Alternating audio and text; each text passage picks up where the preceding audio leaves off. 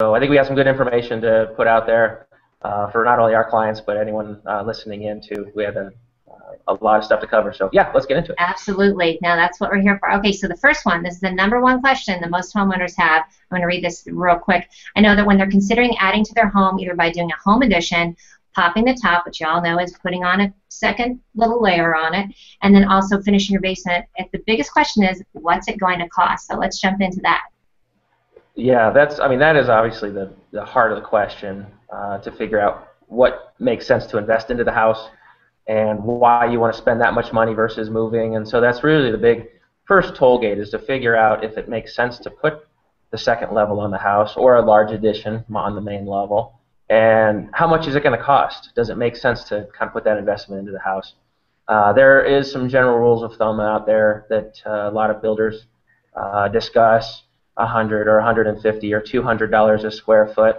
They all can be right. It really depends on what goes into all the details. So the main thing I tell clients is generally assume $175, $200 a square foot. It can be as low as $142. But let's get into the conversation with myself, the builder, possibly bring in an architect, talk to a realtor, and figure out from all three sides how much the project really is going to cost, based on what the family needs. One pop top it's definitely not like the other ones. I've never had two in a row that were really very, very similar. But costs sometimes can have a linear path. Well, that makes sense on the pop tops too. I mean, you're dealing with an existing structure, right? So it could have been who built it, how it was built originally, how old it is, what the foundation is like. That's exactly right. What we're building onto or around, meaning the existing property, the existing lot, depending on what city or building code jurisdiction you're working in, may allow different heights of the buildings, different footprints of the buildings, and possibly even different shapes. If you're under any kind of landmark historical designation, sometimes there's some requirements to make the building of a certain shape or use a certain materials for it, and that can always lend to cost. Materials and size are your two biggest drivers of cost, obviously. And then if the building is old and needs some structural work, prior to putting the additional weight onto the building, that's why we'll consult with an engineer during the course of the design build to, I guess, survey the existing building to make sure that it can withstand the weight, or if it needs any structural amendments, and that can lend some cost as well.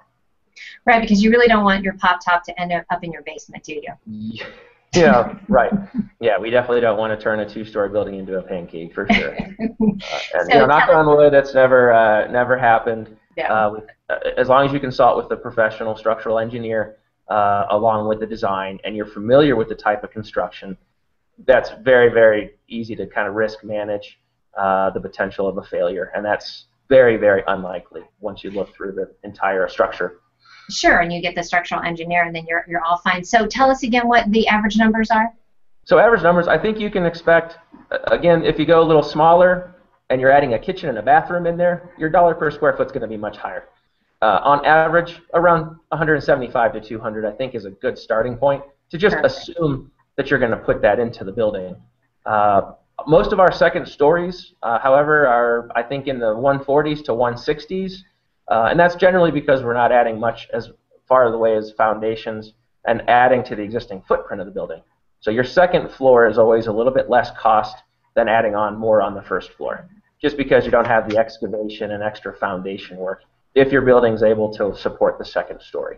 So a lot of times for cost controls, we'll try and do as much as we can over the existing footprint of the building.